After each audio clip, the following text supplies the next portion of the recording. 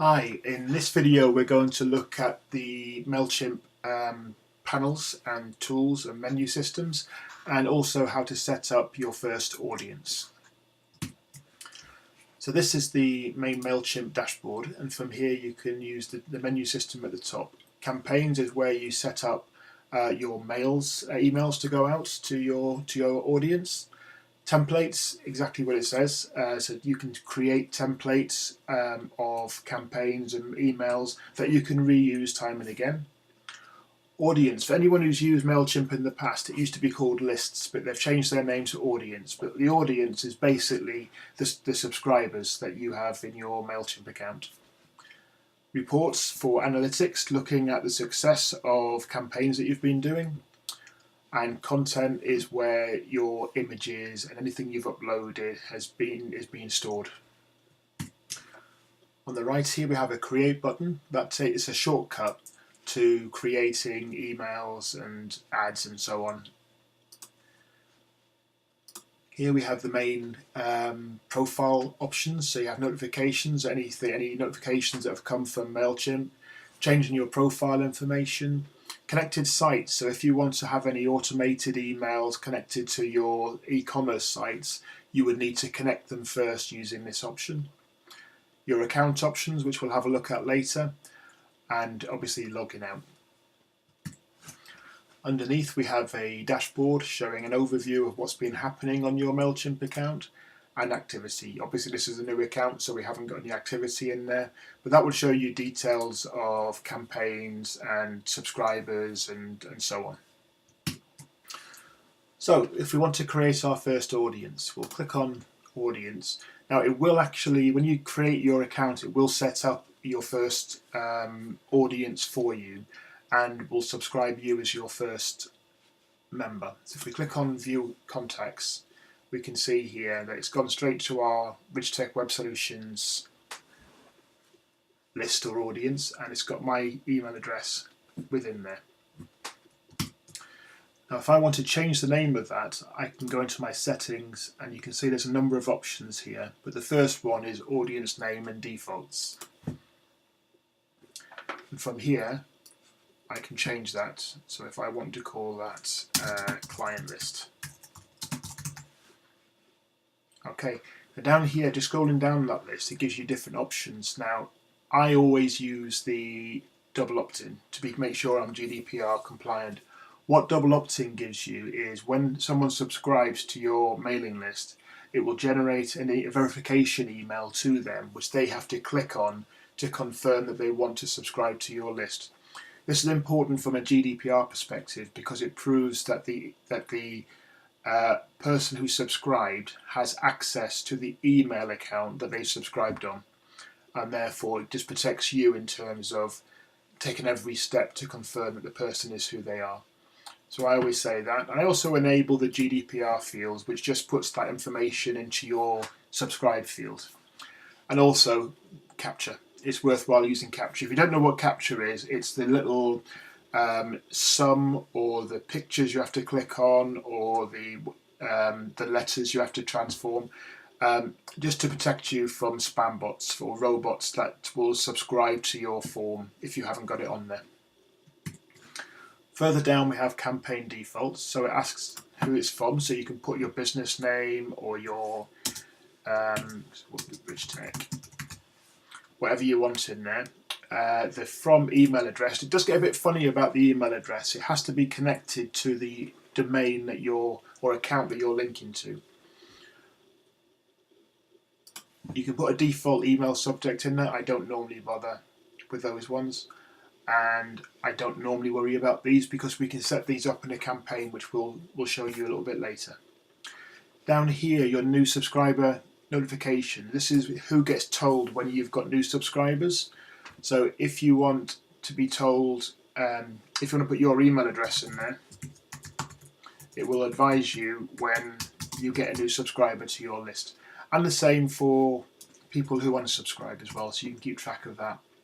You can also get a daily digest, so instead of getting emails every time someone leaves or someone joins, you could just have a daily digest instead, which will reduce the number of emails if you're likely to have a lot of subscribers. Okay, and then we can just save that.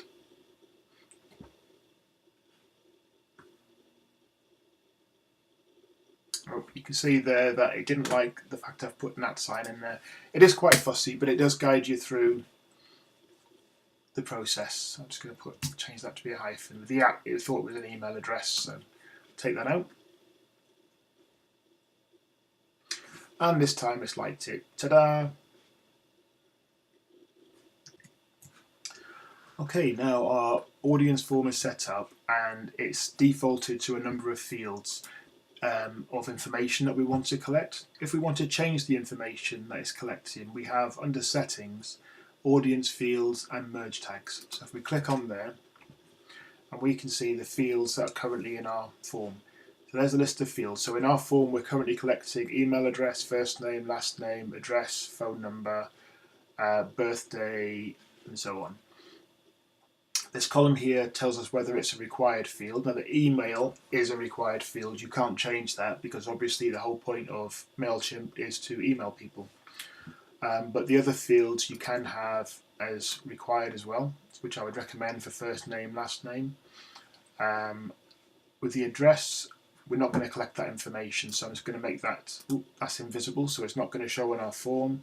Phone number, I'm not going to collect, so I'm not going to make that required. I can delete these fields as well, so I'll just delete that one because I'm not going to collect address information. You may want to. Okay, and phone number, birthday. Yeah, my customers is probably not so relevant.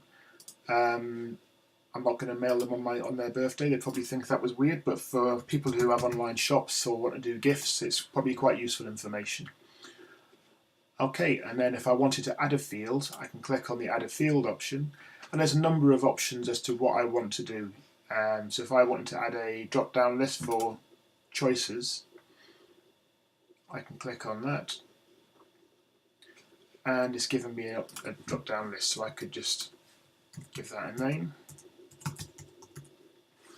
It's a drop down, so it's required, so I can make it required and visible. I can give it its own tag. The tags are used when you're creating your form, so it's worthwhile just giving it a useful name, but I wouldn't worry too much about that at this stage. And then you can set your choices. Food, drink, diet. And if I want to add another field, or I could remove a field. And when I'm happy, I can save it. Okay, so that's now got our field set up for the form for what we're going to collect. You can also do this in the sign up area, but it's just one way of doing it. Okay, another useful area under here is the required email footer content. So this is the information that goes automatically at the footer of your emails. And one thing you may have noticed when you've received a MailChimp email that it has certain information on the bottom there, such as reminding people why they're on your list. So it defaults to you're receiving this email because you've opted in via our website. But you can put whatever you want in there. If you've met them at a show, or you could have different lists or different audiences for different categories. So you may have a list for people you've met at a show, you may have a list for people who are signed up via your website, you may have a list for any other purpose, people who are long-term customers. But it's useful to put that on there so they know who you are. It just gives them a bit more information as to why they're on that list. How recipients can contact you. So this is your contact information that goes on the bottom there. So you can see my information there. And where do people opt to this list? And you can also put your website details on there. Especially if you have a subscribe page or whatever the actual method of subscribing to your list, which we'll go through a bit later. This is where you'd put that URL. I'm just going to put that there for now. and that's done. Now on the free version of MailChimp, it will put on the MailChimp logo, and you can't take that off unless you are a paid subscriber.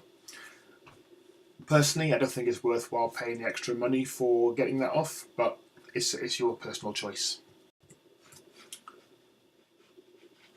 Okay, so now we have our audience set up.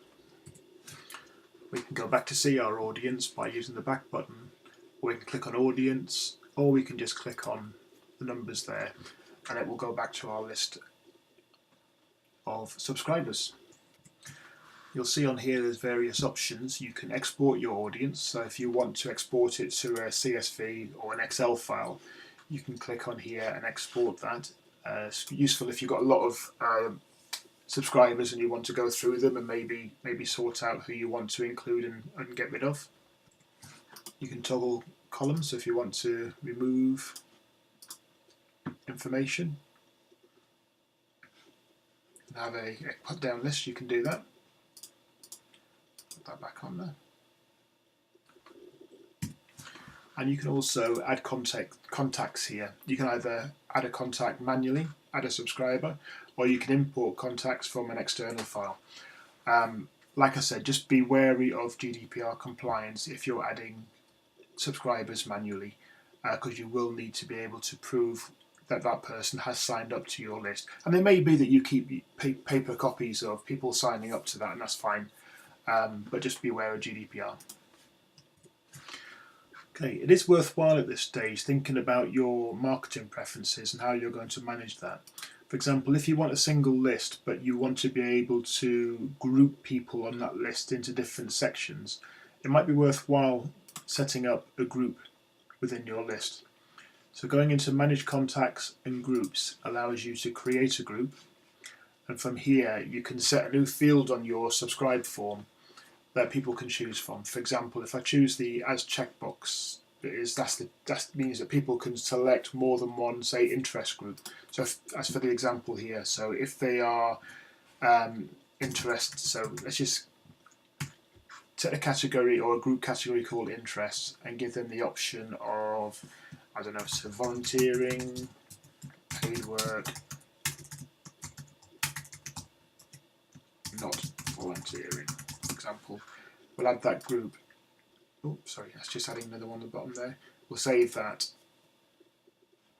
Okay, now we've now added that group to our list. So if I go back to, just put done for now, go back to my mailing list. Okay, for existing people on the list, if I want to go in there and actually put them in their own groups, I can go in and edit this and actually just put in what their preferences are. And this will enable me, when I'm doing my campaigns, which we'll cover later, to be able to use that group information to send a campaign or an email to just people within certain interest groups. Groups can be anything you want it to be, though, whatever it means for your business. For myself, as a website business, it could be hosting, it could be development, it could be support. And then people will put down what their preferences are. And then when I'm sending out an email, I can target those people who have expressed an interest in certain areas. When we go through the subscribe form, though, you will now see that group information is part of what we're asking people to submit. Another useful one under here is segments. Okay, now segments are a bit different to groups because segments are using the information that we've already got. So we're going to create a segment, and you can see here, so we can create a segment on our list that matches any or all of the conditions that we set. For example, if we click on here, it gives us information around all the information we're collating. Now, some of it might not be relevant. For example, if we're not collecting location information, we can't really use that as a segment. But say, for example, we wanted to send